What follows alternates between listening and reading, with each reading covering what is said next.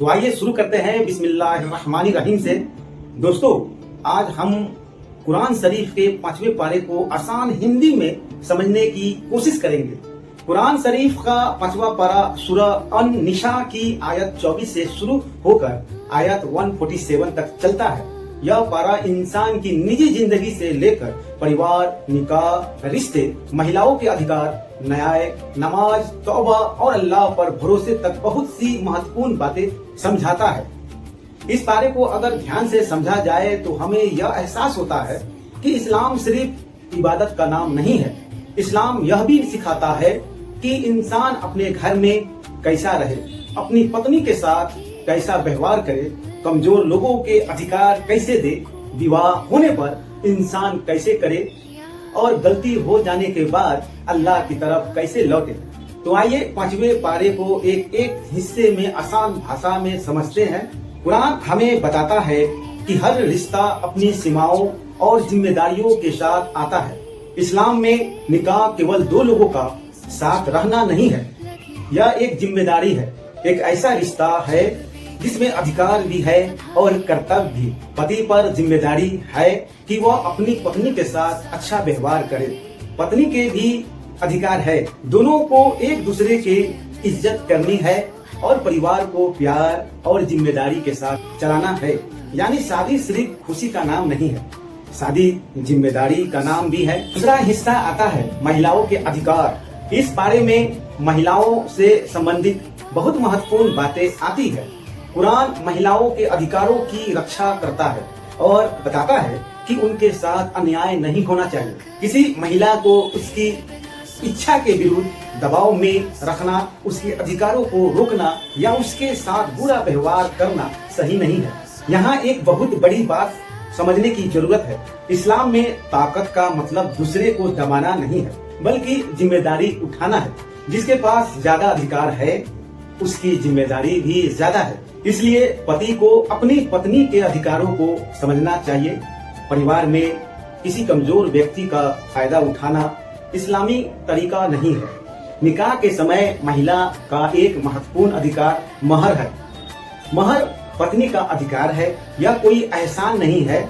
इसलिए पति को चाहिए कि वह महर को गंभीरता से समझे और पत्नी का अधिकार उसे दे। किसी महिला का हक रोकना केवल पैसों का मामला नहीं या उसके अधिकार का मामला है। आज कई जगह रिश्तों में सबसे बड़ी परेशानी यही होती है कि लोग अपने अधिकार तो याद रखते हैं लेकिन दूसरे के अधिकार भूल जाते हैं। कुरान हमें दोनों तरह का हक समझाता है। 5वें पारे में एक महत्वपूर्ण शिक्षा यह भी है कि एक दूसरे का माल गलत तरीके से मत खाओ। किसी का पैसा धोखे से लेना, किसी की संपत्ति हड़पना, किसी को झूठ बोलकर नुकसान पहुंचाना या किसी के अधिकार पर कब्जा करना, ये सब गलत रास्ते हैं। इंसान दुनिया में किसी से छिप सकता है लेकिन अल्लाह से कुछ छिपा नहीं सकता। इसलिए कमाई कम हो जाए लेकिन हलाल हो, माल कम हो जाए लेकिन हक का हो, क्योंकि हराम का ज्यादा माल इंसान को असली सुख नहीं दे सकता। कुरान इंसान की जान और जिंदगी की बहुत अहमियत बताता है। इंसान को अपनी और दूसरों की जान की हिफाजत करनी चाहिए। किसी दूसरे इंसान पर अत्याचार करना बहुत गंभीर बात है। गुस्से में लिया गया एक गलत फैसला पूरी जिंदगी बदल सकता है। इसलिए कुरान हमें संयम और सावधानी का रास्ता दिखाता है। इंसान से छोटी बड़ी गलतियां होती रहती है लेकिन कुछ गुनाह बहुत गंभीर होते हैं। कुरान हमें बड़े गुनाहों से बचने की चेतावनी देता है। यहाँ एक खूबसूरत बात समझिए, अल्लाह की रहमत से निराश नहीं होना चाहिए। अगर इंसान गलती कर बैठता है और सच्चे दिल से अल्लाह की तरफ लौटता है तो उसे अपनी जिंदगी बदलने की कोशिश करनी चाहिए। गलती के बाद सबसे खतरनाक चीज यह सोचना है, अब तो मैं बहुत बुरा इंसान बन गया हूँ, मेरे लिए वापसी का रास्ता नहीं। अल्लाह की तरफ लौटने का रास्ता बंद नहीं है। याद रखिए, इंसान की एक बड़ी कमजोरी है दूसरों को देखकर जलना। किसी के पास बड़ा घर है, किसी के पास ज्यादा पैसा है, किसी के पास अच्छी नौकरी है, किसी के पास ज्यादा सम्मान है और फिर इंसान सोचता है मेरे पास क्यों नहीं है। कुरान हमें सिखाता है कि अल्लाह ने लोगों को अलग अलग क्षमताएं और हिस्से दिए हैं, इसलिए दूसरों की नेमत देखकर जलने के बजाय अपने रब से भलाई मांगो। दूसरे के पास जो है उसे देखकर परेशान मत हो, अपने रब से मांगो। कुरान यह समझाता है कि पुरुष को उसकी मेहनत का हिस्सा मिलेगा और महिला को उसकी मेहनत का हिस्सा मिलेगा। इससे हमें यह शिक्षा मिलती है कि इंसान की मेहनत और अधिकार को समझना चाहिए। किसी को सिर्फ इसलिए छोटा नहीं समझना चाहिए कि वो कमजोर है। अल्लाह हर इंसान के काम और उसकी नीयत को जानता है। अब 5वें पारे का एक बहुत बड़ा विषय आता है, इंसाफ। इंसाफ केवल अदालत में नहीं होता, केवल अदालत में नहीं होता, इंसाफ घर में भी होता है। दो बच्चों में फर्क करना, एक को ज्यादा देना और दूसरे को हमेशा कम समझना, भाई का हक दबाना, बहन को विरासत से दूर करना, पति पत्नी में अन्याय करना, ये सब इंसाफ के खिलाफ बातें हो सकती हैं। इसलिए मुसलमान को अपने घर से इंसाफ की शुरुआत करनी चाहिए। कुरान हमें सच्चाई पर मजबूती से खड़े रहने की शिक्षा देता है। कभी कभी सच बोलना हमारे खिलाफ होता है, कभी सच बोलने से अपना नुकसान दिखाई देता है और कभी सामने वाला हमारे रिश्तेदार होता है। लेकिन अगर इंसान केवल अपने फायदे के लिए सच को बदल दे तो वह इंसाफ से दूर चला जाता है। इसलिए सच्ची गवाही और न्याय को बहुत महत्वपूर्ण दिया गया है। 5वें पारे में नमाज से जुड़े महत्वपूर्ण निर्देश भी आते हैं। नमाज सिर्फ एक आदत नहीं, नमाज इंसान को उसके रब से जोड़ती है। लेकिन नमाज के लिए भी इंसान को होश और समझ के साथ खड़ा होना चाहिए। यानी इबादत को केवल शरीर की हरकत न बनाया जाए, दिल और दिमाग को भी अल्लाह की तरफ लगाना चाहिए। इंसान चाहे सफर में हो या किसी मुश्किल परिस्थिति में, अल्लाह से उसका रिश्ता खत्म नहीं होता। इस्लाम इंसान की परिस्थितियों को समझता है, इसलिए कुछ परिस्थितियों में नमाज के तरीके में आसानी और विशेष नियम बताए गए हैं। इससे हमें पता चलता है कि इस्लाम इंसान पर उसकी क्षमता से ज्यादा बोझ डालने वाला धर्म नहीं है। अल्लाह बंदे की हालत को जानता है। अब 5वें पारे का एक बहुत गंभीर हिस्सा आता है, मुनाफिकों का व्यवहार। मुनाफिक वह व्यक्ति है जो बाहर से ईमान का दावा करे लेकिन अंदर से उसके दिल में ईमान न हो और वह धोखे का रास्ता अपनाए।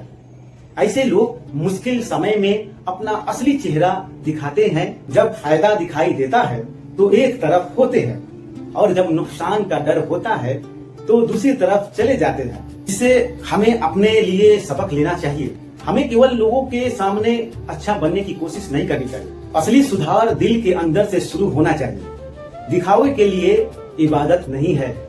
इंसान कभी कभी दूसरों को दिखाने के लिए अच्छा बनता है। लोगों के सामने नमाज पढ़ी लेकिन अकेले में अल्लाह को भूल गया। लोगों के सामने दान किया लेकिन दिल में केवल तारीफ की इच्छा थी। लोगों के सामने बहुत धार्मिक दिखाई दिया लेकिन घर में लोगों के साथ बुरा व्यवहार किया। कुरान हमें दिखावे से बचने की शिक्षा देता है, क्योंकि अल्लाह हमारे चेहरे से ज्यादा हमारे दिल और नीयत को जानता है। अल्लाह से माफी मांगना। इंसान गलती करता है या इंसान की कमजोरी है, लेकिन गलती के बाद वापस न लौटना और अपनी गलती पर अड़े रहना ज्यादा खतरनाक है। अगर इंसान गलती समझ गए, शर्मिंदा हो, अल्लाह से माफी मांगे और सुधार करने की कोशिश करे तो उसे उम्मीद नहीं छोड़नी चाहिए। अल्लाह की रहमत बहुत बड़ी है, इसलिए अपने गुनाहों के कारण अल्लाह से दूर मत भागो, बल्कि गुनाह के बाद अल्लाह की तरफ और ज्यादा लौटो। किसी निर्दोष पर इल्जाम मत लगाओ। कुरान हमें बहुत गंभीरता से सिखाता है कि किसी बेगुनाह इंसान पर आरोप लगाना बहुत बड़ा अन्याय है। आज सोशल मीडिया के दौर में यह बात और भी महत्वपूर्ण है। किसी के बारे में बिना जानकारी के बात फैलाना, किसी पर झूठा आरोप लगाना, किसी की इज्जत खराब करना, यह बहुत गंभीर मामला है। किसी बात को आगे भेजने से पहले सोचना चाहिए, क्या यह सच है? क्या मेरे पास इसका सबूत है? क्या इससे किसी निर्दोष की इज्जत को नुकसान तो नहीं होगा? बुराई छिपाना नहीं, लेकिन अच्छाई को फैलाना कुरान हमें बुराई के मामले में भी संतुलन सिखाता है। हर बात को फैलाना जरूरी नहीं। किसी की गलती देखकर उसे दुनिया भर में बदनाम करना नेक काम नहीं बन जाता। अगर किसी को सुधारने का मौका है तो उसे समझदारी और नरमी से समझाना बेहतर है। किसी की इज्जत बचाते हुए उसकी गलती सुधारना बड़ी समझदारी है। अल्लाह किसी पर अत्याचार नहीं करता। कुरान का एक बहुत दिल को छूने वाला संदेश है कि अल्लाह किसी पर जुल्म नहीं करता। इंसान को अपने कर्मों के परिणाम का सामना करना पड़ता है। इसलिए अगर कभी जिंदगी में कोई मुश्किल आए तो केवल शिकायत करने के बजाय यह भी देखना चाहिए, क्या मेरी अपनी कोई गलती है? क्या मैंने किसी का हक मारा? क्या मैंने किसी को दुख दिया? क्या मुझे अपने व्यवहार में सुधार करना चाहिए? अपने अंदर झांकना भी ईमान की एक निशानी है।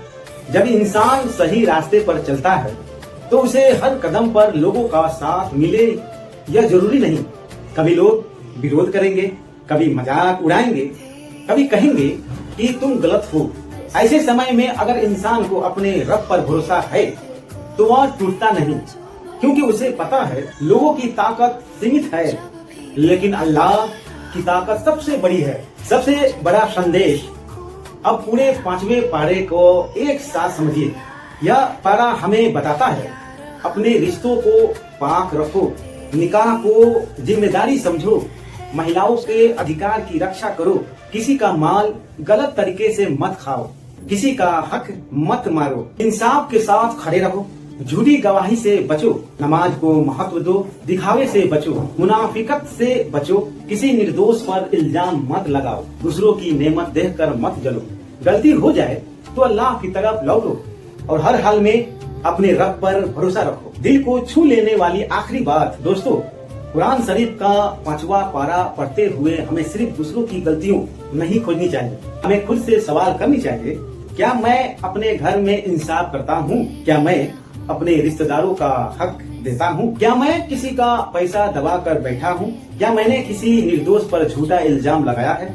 क्या मैं नमाज में सिर्फ शरीर से खड़ा होता हूँ या दिल भी अल्लाह की तरफ होता है? मैं लोगों को दिखाने के लिए अच्छा बनता हूँ?